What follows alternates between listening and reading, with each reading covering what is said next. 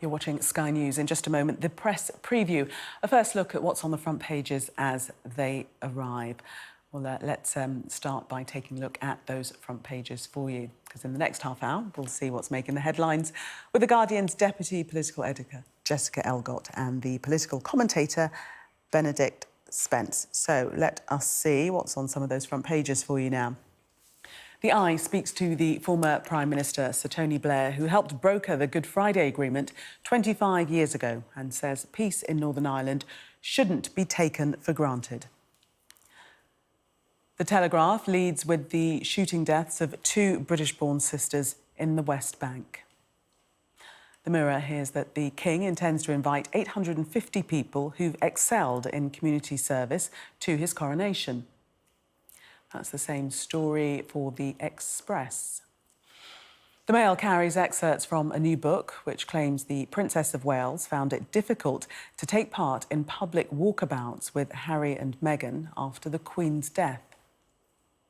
According to The Times, 50 local housing authorities have scrapped their home building targets.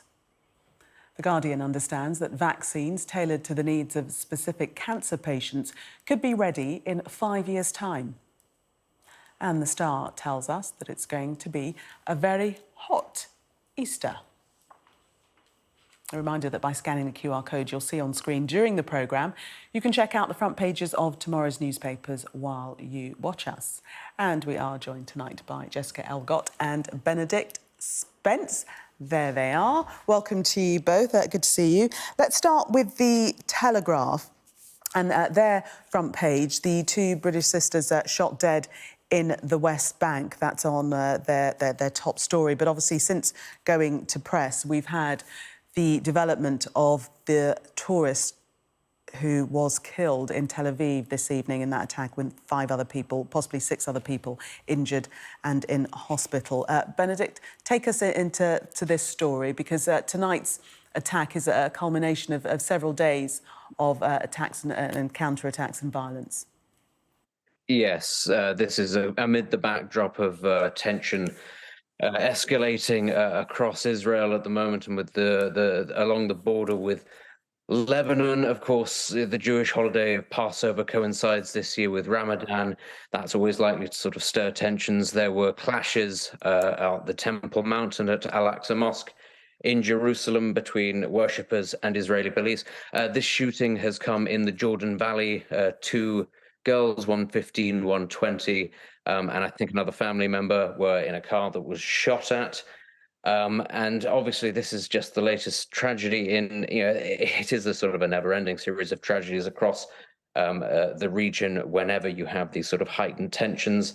A lot of this is being sort of sparked by the clashes between the Israel Defense Forces and Hezbollah. The Lebanese army has said that it is not entirely aware of any military activities. It's attempting to put a stop to those sort of activities, but that hasn't stopped Israeli retaliation against targets in southern Lebanon, but also in Gaza as well, because of course there are the links there with Hamas. And I think it is a sign, if nothing else, of the aggressiveness, if you like, of the Israeli authorities amid the backdrop of protests against the Netanyahu government, and its rhetoric about needing to be stronger. Some people have categorized it as the most right-wing government in Israel's history, but at the same time, of the lack of ability in Lebanon of the government to control what goes on there. Hezbollah is able to act almost with impunity. It is able to launch attacks against Israel if it wants to.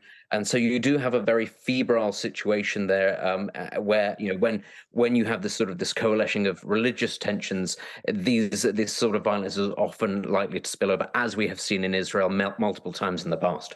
And with the 2 girls that were shot, Jessica, we know that the mother is seriously wounded as well. And the fear has to be that this will further escalate, as with the attack in Tel Aviv, will further escalate the already febrile situation within Israel.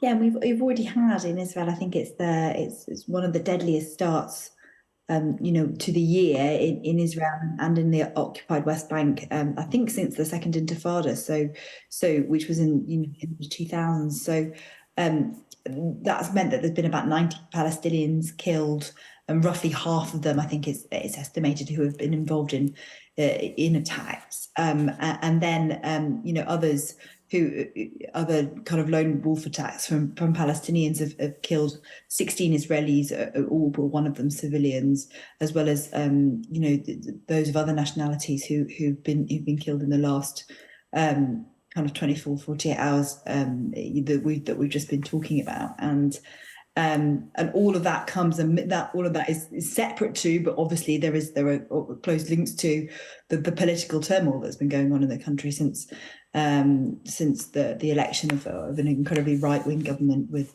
very controversial figures in it, and taking part of this judicial reform that Ben was talking about, the coalition's proposed overhaul of judges and the legal system, which has seen mass protests across the country, and has also involved quite a lot of military reservists being part of taking a stand against some of those overhauls, which then obviously then has effects on other aspects of life there. So and Netanyahu, the Israeli Prime Minister, publicly fired his defense minister a couple of weeks ago, although he seems to be still actually in post, even though he was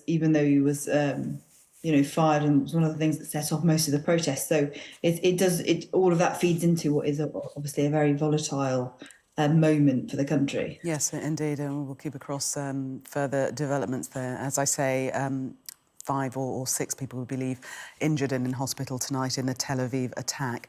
Let's move on to the Times and a housing story, Benedict, about targets being scrapped. Lead us into this. Yes, the key figures that you need to know about this story is that 55 local authorities have now scrapped their targets for building new houses. As everybody knows, we have a housing shortage already in this country, so that's good to hear. And major developers are now warning that the latest shortfall could be exacerbated by as much as 77,000. It just sort of makes you incredibly optimistic for the future, given that house building is at the core of so many of Britain's problems, not just house building, actually development in general. There was a story the other day doing the rounds about how power showers might have to be banned by the government because of a lack of water, which can be explained by the fact that we don't build any reservoirs in this country anymore and haven't for several decades. Well, this is more to do with housing targets. Especially, I think, sort of clustered around the southeast of England, London, everybody is acutely aware that there is a housing shortage and that the shortage is disproportionate, dependent on region. There are some parts of the country that have a surplus of housing, but they just don't have the people to fill them. And other places, like London especially, it is impossible to buy a house for some people, whereas as little as 10 years ago, it was perfectly possible. So that's going to, I think, do wonders for many people who want to get on the housing ladder. The Treasury know full well that this is a serious obstacle to growth, especially if you have people trying to get on the housing ladder. We had a net increase of 500,000 people migrating to the country last year. You need houses for those people as well if they're going to add to the economy. If you're not able to provide these very basic things, well, then you've got a bit of a crunch.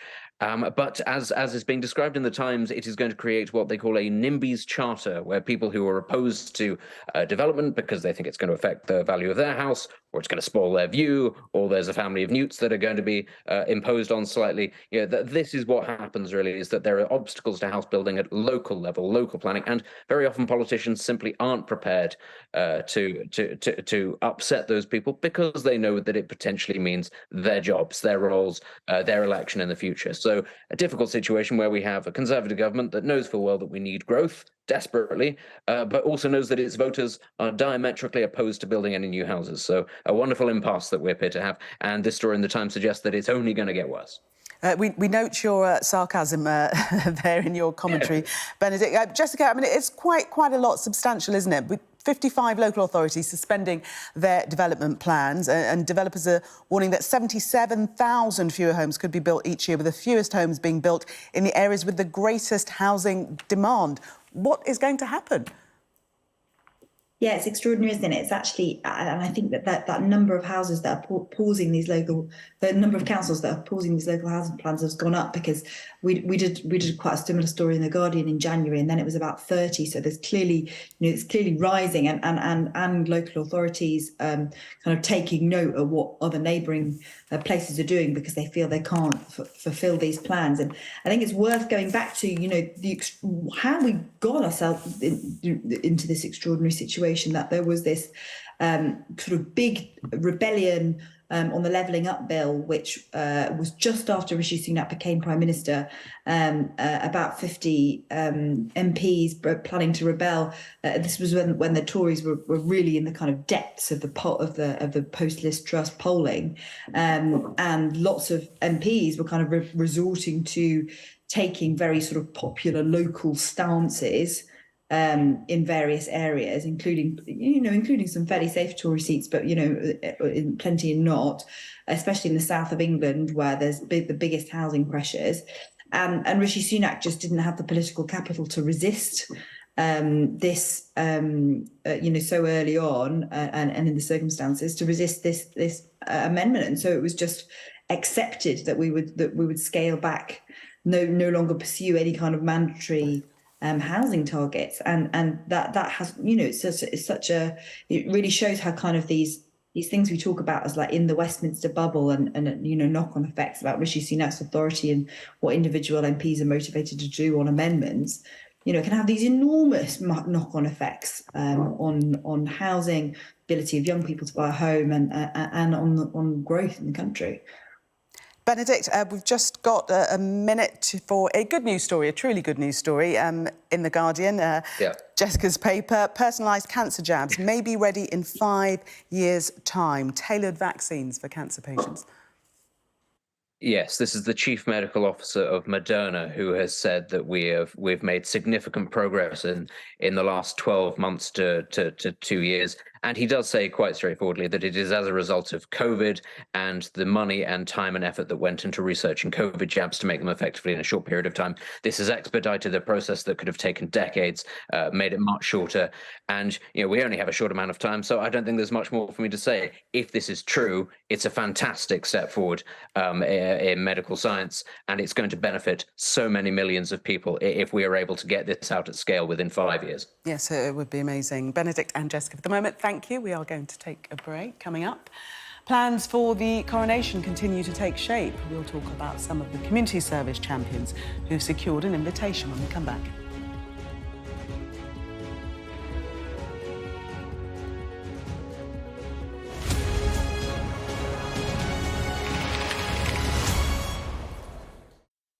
Welcome back. You are watching the press preview. Still with me, Jessica Elgot and Benedict Spence. There they are.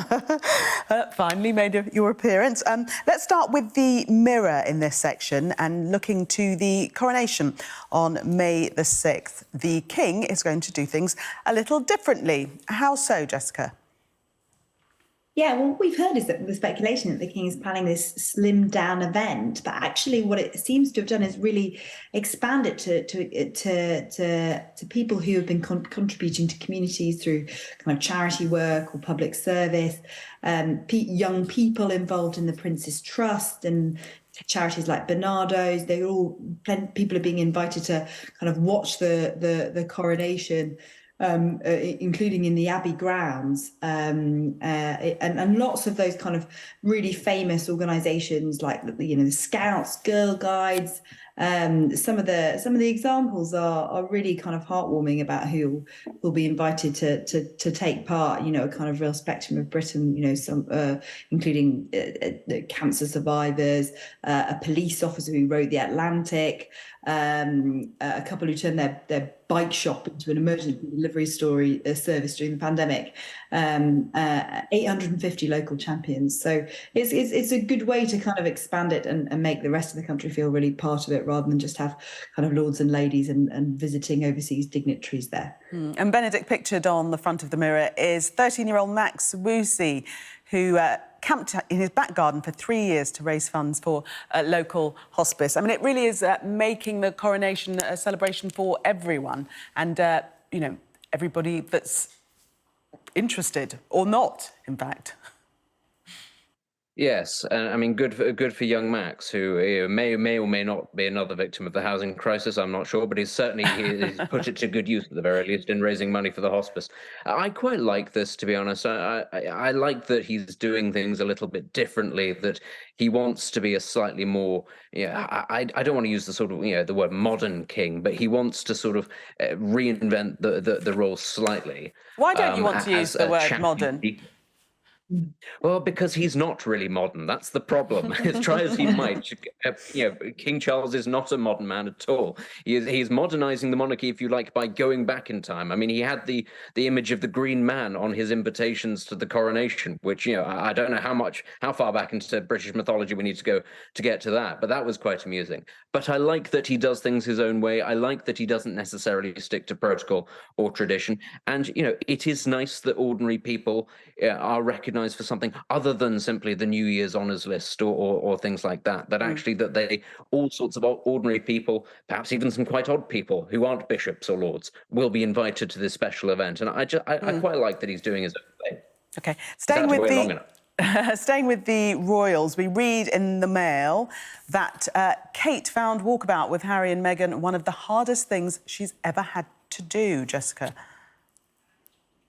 Yeah, I mean, it's possibly a strange way to describe a short walk, but obviously, not to underplay that there clearly is a lot of tensions between the two brothers, and that was before we saw that the all the revelations in Prince Harry's book that clearly the two are not on speaking terms, and that there was very difficult. There's very bad blood between her and Meghan herself. So all of this, of course, coming before a month before the coronation, when we still aren't actually sure whether Harry and Meghan will make it to the coronation at all, especially because of all of those revelations that came out at the back end of last year. So, but yes, this is another book.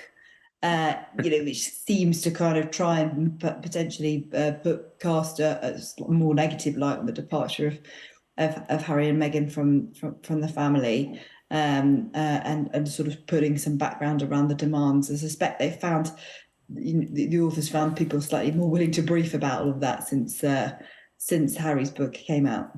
Yeah, I mean, do you see it as a direct response to Spare, Benedict? Potentially. I was walking through Brno in the Czech Republic the other day, and I walked past a bookshop and there were copies of Prince Harry's books in the window there, and I thought, I can't get away from this story. There will always be books being written about this thing. It's never ending. I do think that it's important that perhaps we wait until the entirety of the passage is revealed. Catherine might have been referring to the fact that that there is bad blood between the brothers, but equally it could have been the fact that the Queen had just died, and emotionally it must have been very difficult for her to have to put on a brave face and go out and meet the public like that. But this is a book that the Mail tells us has snippets about Harry losing his temper with King Charles, about him ranting on the phone to the Queen about how difficult life was and that she found it very difficult. So it does seem to be a rebuttal to that one side of the story that we have had. And if you're interested in that sort of thing, I'm sure there will be no end of these stories that will continue to drip out for the years to come. Yeah, suggesting that you're not interested by your tone there, Benedict. And Jessica, both thank you. We'll see you in the next hour.